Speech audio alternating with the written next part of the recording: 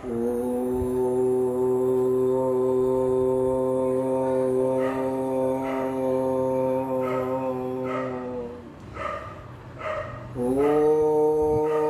नमः शिवाय। ओम नमः शिवाय। ओम नमः शिवाय। ओम नमः शिवाय। ओम नमः शिवाय। ओम नमः शिवाय। भागवते वासुदेवाय नमः। श्रावण के इस पवित्र महीने में भगवान भोलेनाथ की आशीर्वाद आप सब पर बराबर बना रहे। शिव जी की कृपा से आप सब निरोग रहें, स्वस्थ रहें। कोरोना आपका कुछ न बिगाड़े मित्रों। पहले ये ज़रूरी सूचना है कि कोरोना गया नहीं है। कोरोना अभी अपने उसी घातक रूप में है। समाचारों में वह स्थान नहीं पाया है। मतलब आप समझ रहे हैं कि जो आदमी ज़्यादा देर रहता है ना, फिर उसके प्रति अटेंशन ख़त्म हो जाता है। हमारे कहावत है कि किसी के यहाँ ज़्यादा देर रहने से इज्जत कम हो जाती है। तो कोरोना ने अपनी इज्जत खो दिया है, लेकिन घातक क्षमता नहीं खोया है, मारक क्षमता नहीं खोया है। इसलिए आप कोरोना से बचें। कोरोना से बचाव के जो उपाय सरकारों ने बताया है, जो विशेषज्ञों ने बताया, उसको अपनाइए। मतलब एक उचित दूरी बनाकर रहिए। सरकार 2 गज कहती है, अब 3 गज बनाकर रहिए। बाहर जाइए तो मास्क लगाइए, मास्क ना हो तो चेहरे को गमछी तौली किसी चीज़ से ढके। मतलब आप अपने आप को बचिए, क्योंकि परिवार के लिए आप एक पूरी की पूरी पर्सनालिटी हैं और सरकार के लिए एक नंबर है कि कोरोना से एक और आदमी इन्फेक्टेड। तो कोरोना से बचिए और प्रभु श्री राम का भजन कीजिए। जय श्री राम। मित्रों, मैं उत्तर प्रदेश का रहने वाला हूँ। सबसे बड़ा ज़रूरी बात तो ये था कि कानपुर पुलिस 1 हफ्ते के अंदर 2 बार डिमोरलाइज हुई है। अब की बार वाला तो शर्म से पानी पानी हो जाने वाला है। एक आदमी का अपहरण होता है और पुलिस ही कहती है कि फिरौती दे दीजिए, हम उसको पकड़ लेंगे। ना तो आदमी पकड़ा जाता है, ना पैसा हाथ लगता है। सबसे बड़ी आश्चर्य की बात है कि फिरौती की रकम गई तो गई कहाँ। पुलिस वाला कह रहा मैंने नहीं लिया, फिरौती वाला कह रहा है कि मैंने नहीं लिया। तो जिस पुल से फेंका गया और ज़मीन के बीच में कहीं कोई अदृश्य शक्ति ने ले लिया, ये शर्म की बात है। शर्म से सिर झुक जाता है। आज मुद्दा ये नहीं था, इसलिए मैं उत्तर प्रदेश पुलिस को लानत मानत और धिक्कार भेजता हूँ। अवस्थी जी, कहाँ हो आप, क्या कर रहे हो? ये 2-3 पुलिस वालों को सस्पेंड करने से नहीं, आप पूरे के पूरे प्रक्रिया को बदलिए और कुछ ऐसा करिए ताकि आपके शाख पर कोई प्रश्न ना उठे। आप ऐसा कर सकते हैं। You can do it, I know you. तो आज की बात सबसे महत्वपूर्ण था कि हमारे जो भारत महान की जो कॉन्स्टिट्यूशंस हैं, जो संवैधानिक पद हैं, उस पर से लोगों का भरोसा अब करीब करीब उठता जा रहा है, मिटता जा रहा है। बल्कि ये कहें कि उनके द्वारा, उन्हीं लोगों के द्वारा मर्यादाएं टूट रही हैं या तोड़ी जा रही हैं। लोकतंत्र के लिए अब इससे बड़ा घातक बात हो ही नहीं सकता, जहां अपने ही द्वारा जो लोगों को उन संस्थाओं का पोषक बनाया गया है, उन संस्थाओं के सम्मान के लिए रखा गया है, उन्हीं के द्वारा संस्थाएं की मर्यादा टूट रही हों। मैं बात कर रहा हूं राजस्थान की। राजस्थान में जो आज दिन भर नौटंकी हुआ है, उसमें मैं सिलसिलेवार तरीके से आपको बताऊं जो समाचारों में नहीं होगा। सबसे पहले तो आपको स्पष्ट कर दूं कि जो राजस्थान में हो रहा है वो राजस्थान की जनता के लिए बिल्कुल ही नहीं हो रहा है। वो हो रहा है अशोक गहलोत के अपने लिए, भारतीय जनता पार्टी के अपने लिए, सचिन पायलट के सपने के लिए। बस ये 3 ही लोग उसके धुरी हैं और पूरा राजस्थान परेशान है। इस टाइम जहां सरकार को कोरोना से महामारी के लिए युद्ध स्तर पर काम करना चाहिए, डॉक्टरों को सुविधा देनी चाहिए, कोरोना के जो वॉरियर्स हैं, जो हमारे योद्धा हैं, उनका मनोबल बढ़ाना चाहिए, चिकित्सीय व्यवस्था को मजबूत करना चाहिए, वहाँ सरकार होटल में बैठ करके 5 स्टार का आनंद ले रही है और संवैधानिक सीट पर चोट किए जा रही है, जो दुखद है, निंदनीय है और चिंताजनक है। सबसे पहले आज की घटना बता दो। अशोक गहलोत का सवेरे कैबिनेट मीटिंग के नाम पर गवर्नर से ये कहना कि आप विधानसभा का सत्र आहूत करने का आदेश पारित कर निकालें, वो बिल्कुल ही असंवैधानिक है। पहले आपको एक बड़ा स्पष्ट कर दूं। सवेरे जब माननीय न्यायालय से सचिन पायलट को करीब करीब राहत मिला और अशोक गहलोत को निराशा लगी, उसके बाद उन्होंने ये पैंतर लगाए। पहले कोर्ट का सवेरे फैसला था, मैं कोर्ट पर आता हूँ।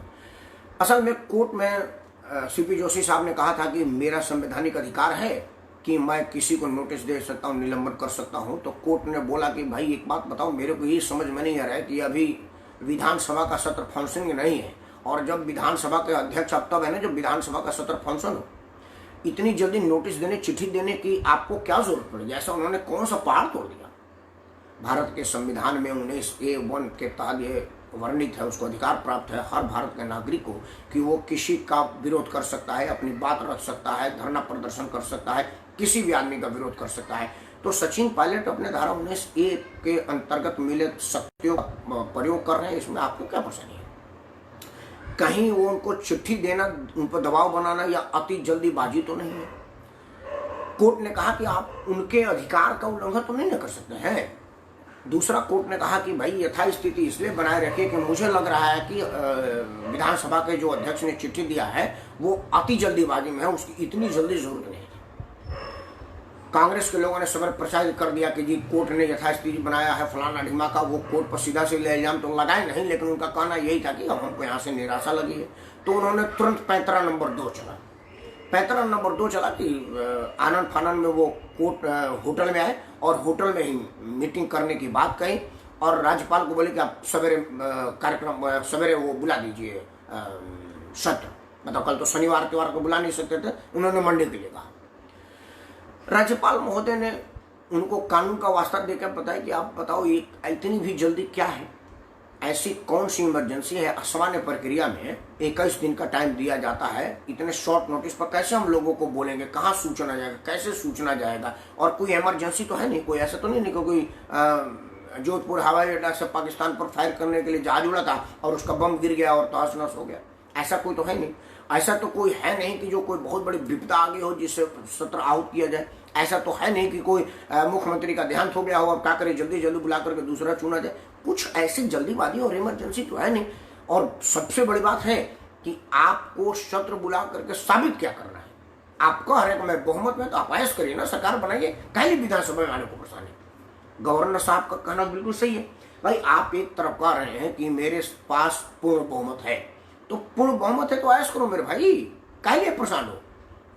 विपक्ष ने अविश्वास प्रस्ताव लाया, आपके सत्ता पक्ष के निकले हुए लोगों ने आप पर अविश्वास प्रस्ताव लाया। गवर्नर ने आपसे कहा कि भाई आपके कुछ लोग बाहर चले गए हैं और मुझे लग रहा है कि अब आपको विश्वास मत हासिल करनी चाहिए। गवर्नर साहब कह सकते हैं, ऐसा गवर्नर ने कहा। किसी और की जरूरत नहीं, कोई संवैधानिक सीट पर बैठने वाला आदमी जिसको ये संवैधानिक अधिकार है आपसे मेजोरिटी प्रूफ करने की, उसमें से किसी ने आपसे कहा, तो आप विधानसभा की सत्र आहूत करने में जल्दीबाजी में क्यों? काहे लिए जल्दी में भाई? कोरोना फैला हुआ है, ये सब के सब होटल में एक दूसरे से मुंह में मुंह मिला के बैठे हुए हैं, गाड़ी में मास्क निकाल करके पत्रकारों को संबोधित कर रहे हैं, एक दूसरे के साथ सिनेमा देख रहे हैं, बैठ करके सोशल डिस्टेंसिंग का तहस नहस कर रहे हैं। ये गवर्नर साहब भी तो देखते होंगे ना, जब मेरे घर में टीवी है तो गवर्नर साहब को तो बड़ी महंगी टीवी होगी, उनके पास तो महंगा व्यवस्था होगा, उनके पास तो राज्य के प्रमुख होने के नाते खुफिया जानकारी भी होगी। ये सब के सब एक ही साथ बैठे हुए हैं, कोरोना जरूर संक्रमित फैला रहे होंगे, और ऐसी कोई जरूरी इमरजेंसी नहीं तो काहे के सत्र बुलाने को परेशान हो? इसी बात पर वो सवेरे अपना प्रेस कॉन्फ्रेंस किए और वो ब्लंडर मिस्टेक किया अशोक गहलोत से शुरू हुई। अशोक गहलोत का पिक पे जान लीजिए कि अभी जो राजस्थान के राजनीति में जो चेहरे आपको दिख रहे हैं, जितने लोग, उसमें सर्वाधिक अनुभवी अशोक गहलोत है। शासन से लेकर के और पार्टी तक, शासन से लेकर के और पार्टी तक में उनका अनुभव बेजोड़ है। कांग्रेस पार्टी के महासचिव के रूप में उन्होंने देश भर में कांग्रेस की सेवा की है, उसका अनुभव है। तीसरा बार मुख्यमंत्री हैं, उसका अनुभव है। केंद्र में मंत्री हैं, उसका अनुभव है। मतलब राज्य से लेकर के केंद्र तक इतना अनुभवी आदमी इतनी फ्रस्ट्रेशन में आ गया है, इस बात को समझा जा सकता है कि प्रेशर के अंदर, कुकर के अंदर कितना प्रेशर है। मतलब सेफ्टी वाल टूटने ही वाला है, ऐसा प्रतीत होता है। उन्होंने जो आज सवेरे ब्लड मिस्टेक का प्रेस कॉन्फ्रेंस बुला करके कि गवर्नर साहब को मैंने कहा है और मैं उम्मीद करता हूँ कि गवर्नर साहब किसी दबाव में नहीं आएंगे और सत्र आहूत करने का निर्देश जारी कर देंगे, और अगर ऐसा नहीं करते हैं तो हम लोग जा रहे हैं उनके यहाँ प्रदर्शन करने के लिए। अगर हमारी बात नहीं मानी जाएगी तो राजस्थान की जनता ना राजभवन की घेरावा कर दे, और अगर राजस्थान की जनता राजभवन की घेरावा कर देती है तो उसकी सिक्योरिटी की जिम्मेदारी मेरी नहीं होगी।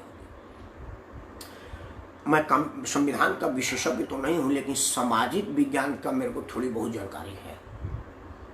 इस एक शब्द पर अशोक गहलोत से त्यागपत्र ले लेना चाहिए, राष्ट्रपति जी को उनको बर्खास्त कर देना चाहिए, क्योंकि राज्य का मुख्यमंत्री जिसको प्रत्येक नागरिक के सुरक्षा देने का नैतिक जिम्मेदारी है, वो अपने ही राज्य के प्रथम नागरिक को ये कह रहा है कि आपके सुरक्षा की मैं जिम्मेदारी नहीं लेगा अगर जनता आकर के आपका घेरावा कर दे तो। मतलब आप आह्वान कर रहे हैं जनता से कि भाई अब हम फ्रस्ट्रेट हो गए हैं, बेबस हो गए हैं, अब हमारे बस की कुछ रही नहीं, अब तुम लोग आओ और राज्यपाल को घेरो, ताकि देश भर में मीडिया में आवे कि राज्यपाल के किसी निर्णय से राजस्थान की जनता दुखी है और हमारे देश में जनता जनार्दन है, जनता सर्वोपरि है।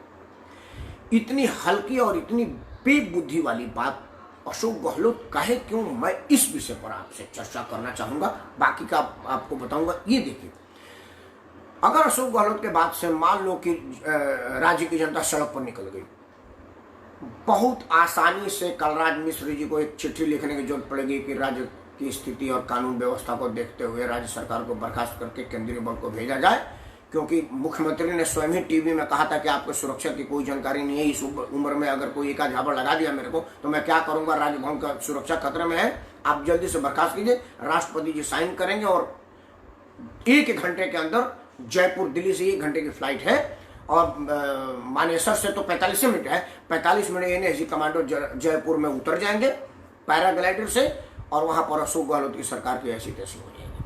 पता ना अशोक गहलोत इतनी हल्की बात कह कैसे दिए, ये मैं नहीं समझ रहा। दूसरा, आज सबसे बड़ी बात है कि जब शाम को गवर्नर साहब कह गए तो गवर्नर साहब भी पूरी फुल फॉर्म थे, उन्होंने उनको बाय लाइन बता दिया कि हमको 4-5 बातों का जवाब दीजिए। क्या कैबिनेट की मीटिंग हुई तो कहाँ हुई, उसके नोट्स क्या है? भाई कैबिनेट की मीटिंग कोई किचन में तो हो नहीं सकती ना, आपके पास सचिवालय है, मंत्रालय है, विधानसभा है, कहाँ मीटिंग की? होटल में कैबिनेट की मीटिंग हुई तो किस लिए हुई? कौन सी ऐसी मजबूरी थी कि होटल में कैबिनेट की मीटिंग हुई? और कैबिनेट मीटिंग तो कैबिनेट नोट कहाँ है? कैबिनेट सेक्रेटरी के पास नोट होता है, उसका प्रक्रिया होती है, नोटिस इशू होती है कि फला टाइम पर कैबिनेट की मीटिंग होने वाली है। आप अपने मुँह से कह दे कि कैबिनेट मीटिंग हो गई है और मान लिया गया कि सत्र बुलाया जाए, वो बताइए कि नोट कब है, उसका जवाब वो नहीं दे पाए। दूसरा, उन्होंने प्रश्न पूछा कि आप एक चीज बताइए कि आप पर अविश्वास प्रस्ताव तो किसी ने किया ही नहीं, तो आप विश्वास प्रस्ताव क्यों लेना चाहते हैं? क्या जरूरी है आपको? आप कह रहे हैं कि मेरे पास बहुमत है और मैं भी कह रहा हूं कि पास बहुमत है, तो आप करो ना भैया, ऐसा करो, काहे परेशान है? पहली बार ऐसा है कि अशोक गहलोत पर कोई अविश्वास नहीं कर रहा है, वो कह रहे हैं कि मेरा विश्वास साबित करने दो, मेरा विश्वास लो जी, मैं विश्वास देना चाहता हूं। ये एक अजीब तरह की संवैधानिक खतरा उत्पन्न हो गया है कि कोई आदमी चुना हुआ मुख्यमंत्री से उन पर अविश्वास जाहिर नहीं करता है, वो खुद कह रहे हैं कि मैं अविश्वास के योग्य हूं, मेरा विश्वास जल्दी से ले लो। ये एक बात समझ से परे है अशोक गहलोत जैसे अनुभवी आदमी से। अब आते हैं जो उनके विधायकों ने आज जो कोहराम किया, प्रदर्शन किया, वो तो लोकतंत्र पर धब्बा है। वो एक बात समझ में आ सकती है, क्योंकि कांग्रेस का भी एकमात्र राजस्थान वो भी निकलता हुआ अगर प्रतीत होगा तो वो अपनी हद तक जाएंगे, वो अपनी सारी शक्तियों का प्रयोग करेंगे, सारी षड्यंत्रों का प्रयोग करेंगे, सारी कलाकारियों का प्रयोग करेंगे और उसको बचाने का प्रयास करेंगे। अब आते हैं कि ऐसा हुआ क्या।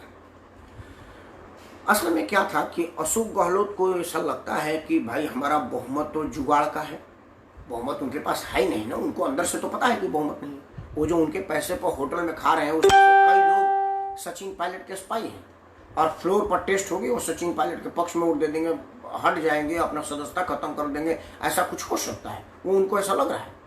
फिर सोच रहे हैं कि भाई जोड़ तोड़ करके, डरा धमका करके, अपहरण करके, होटल में बैठा करके, होटल में बंधक बना करके जिन विधायकों को रखा हुआ है, करोड़ों रुपया रोज खर्चा कर रहे हैं उनके ऊपर में, उनके जल्दी से जल्दी, क्योंकि साल 6 में रहते तो इनको रखा नहीं जा सकता, उनको बाहर जाना ही पड़ेगा।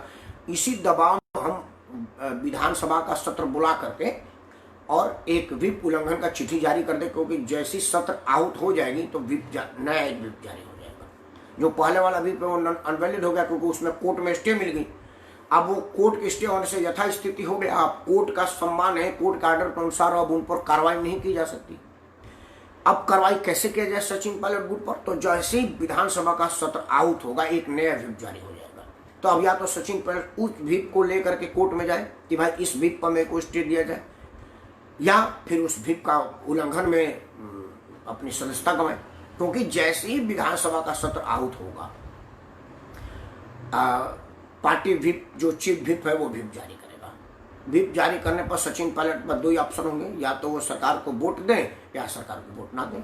अब्सेंट करेंगे वो भी ना वोट दिया माना जाता है, क्योंकि अभी वो सरकार के साथ टसल में है। उनका जोशी जी ये बात नहीं मानेंगे कि मेरे कोरोना महामारी में अपने क्षेत्र में घूमने गया था, नहीं हो वही नोटिस ले लीजिए, वो नहीं मानेंगे। वो अगर उनके साथ प्रेम और व्यवहार रहता तो उनकी अर्जी मान लेते कि भाई मैं प्रदेश का अध्यक्ष रहा हूँ और मैं अपने क्षेत्र में जा रहा हूँ कोरोना से जो महामारी हुई है उसको देखने के लिए, तो अध्यक्ष जी उनको छूट दे सकते हैं। अभी की स्थिति वो नहीं है। तो अभी की स्थिति क्या है कि नई व्हिप जारी हो जाएगी और उस व्हिप के अंतर्गत अगर वो डिस्क्वालीफाई हो जाते हैं डिफेक्शन एक्ट के अंतर्गत, तो कोई भी अदालत उनको राहत नहीं दे सकती, क्योंकि वो सीधा संविधान में वर्णित है कि विधानसभा के अंदर ये सार्वभौमिक केस हो या अभी ये जो मणिपुर का केस हुआ हो कि majority should be proved on the floor on the house, कि आपको विधानसभा के अंदर ही मेजोरिटी हर, और विधानसभा का सत्र फंक्शन में हो तो स्पीकर मालिक है। स्पीकर सबसे बड़ा जज है, सबसे बड़ा मालिक है, उसके निर्णय को बहुत कम लिमिटेड चैलेंज होता है। और वो ऐसी लिमिट दी क्यों देंगे? बोलेंगे मैंने बुलाया था और बोला था भाई आप इधर हैं कि उधर हैं, बताइए हमको। पहले जो सदस्य संख्या है उसके अनुसार आप किस तरफ है, कांग्रेस पार्टी की तरफ है, और अब कांग्रेस पार्टी की तरफ से नहीं है, आपकी सदस्यता से बर्खास्त की जाती है। ये एक संभव है। इसी वजह से वो सत्र बुलाने में जल्दीबाजी में। दूसरा, जैसे ये लोग 10-12 लोग जो इधर मनेसर को होटल में आराम फरमा रहे हैं, ये लोग डिस्क्वालीफाई हो जाएंगे, सदस्य संख्या कम हो जाएगी और ये आराम से मेजोरिटी प्रूव कर देंगे। अगर 2, 4, 5 इसमें से छिटकता भी है तो 15 लोगों से सदस्य संख्या कम होगी, उस सदस्य संख्या एक जगह पर मेजोरिटी प्रूव हो जाएगी। वो प्रूव हो जाएगी, मेजोरिटी प्रूव हो जाएगी तो उनको 6 महीने का मौका मिल जाएगा। तो फिर संविधान के अनुसार अब उनको 6 महीने तक कोई भी आदमी उनसे ये नहीं कहेगा कि आप दोबारा मेजोरिटी प्रूव करो with in 6 month. Ashok Gehlot जैसा अनुभवी आदमी को अगर 6 महीना मिल जाता है तो 6 महीना में तो गहलोत जी भाजपा के सभी लोगों को अंदर ले सकते हैं, क्योंकि 6 महीने में उनके पास सरकार है। कई लोगों को खरीदा जा सकता है, प्रलोभन दिया जा सकता है, धमकाया जा सकता है, डराया जा सकता है, उनके पुराने केसों को खोलने का वास्ता दिया जा सकता है, उनको उत्कोच दिया जा सकता है, वो किसी भी रूप में हो, वो मंत्री बनाने का रूप में हो, वो कमेटी के चेयरमैन के रूप में हो। कई संस्थाएं हैं, कई निगम है जिसका चेयरमैन मंत्री से ज़्यादा मलाईदार पोस्ट होता है। उसके बाद कई लोगों को ये भी कहा जा सकता है कि भाई दिल्ली का 24 अक्बर रोड में कई कमरे खाली हैं, आप जाइए वहाँ बैठिए, सचिव, महासचिव, प्रधान सचिव जैसे कुछ पद से सुशोभित करिए। और भी कई चीज़ें हैं, मतलब अब मैं ओपन मंच पर ये कहना नहीं चाहता हूँ, बहुत सी ऐसी चीज़ें हैं जो अशोक गहलोत चाहे तो कर सकते हैं। और उनके बाद फिर वो आराम से सरकार चलेगी, क्योंकि एक बार आदमी उत्कोच ले लेता है तो वो अपना जमीर बेच देता है, और जिसके बाद जमीरें नहीं उसको समझ में कहेगी कि अशोक गहलोत गलत कर रहे हैं कि सचिन पायलट अशोक गहलोत का मोटो यही है, इसीलिए वो विधानसभा बुलाने के लिए परेशान है। ये राजस्थान के जनता के लिए परेशान नहीं है, सरकारी काम करने के लिए परेशान नहीं है, क्योंकि अशोक गहलोत को कोरोना में लड़ाई लड़ने के लिए, राजस्थान के किसी भी काम करने के लिए विधानसभा का सत्र आहूत करने की जरूरत है, विधानसभा में जाने की जरूरत नहीं है, क्योंकि विधानसभा में कानून बनता है। अभी बिल बनाने और बिल पास करने की जरूरत है। कोरोना में कोई बिल पास करने की आपको जरूरत नहीं है, राजस्थान की जनता की सेवा के लिए आपको कोई बिल पास करने की जरूरत नहीं है। राजस्थान के लोगों की इस समय अगर कोई जो सबसे जरूरी है वो है कोरोना से उनके जो रोजगार हुए हैं, लॉस हुए हैं, उसके बिजनेसमैनों का जो बिजनेस बर्बाद हो रहा है, वो कोरोना से लोग रोज तड़प रहे हैं, मर रहे हैं, उनकी दवा दुआ, इन सब के लिए विधानसभा में जाने की जरूरत नहीं है। उसके लिए आपका सेक्रेटेरिएट काफ़ी है, आपका घर का सेक्रेटरी काफ़ी है। आप घर में, ऑफिस में, गाड़ी में, जहाँ भी हैं, आपका आदेश वहीं से मान्य होगा। कहा जाता है कि देश में कुछ लोग का जहाँ पर है वहीं पर उसी पोजिशन में है, CM, DM, PM। CM जहाँ भी होगा वहीं CM है, DM जहाँ से होगा वहीं DM है, वहीं आदेश कर सकता है, PM जहाँ है वहीं PM है, वो वहीं आदेश कर सकता है। और लोगों को अपने सचिवालय में जाने की जरूरत होगी, पर ये जो 2-3 चीज लोग थे CM, DM, PM, इनको अपने ऑफिस में जाने की जरूरत नहीं। वो जहाँ है वही उनका ऑफिस है, वो घर में है तो घर ही उनका कार्यालय है, ऑफिस में तो ऑफिस कार्यालय, गाँव में आए हुए अपना वही उसका ऑफिस है।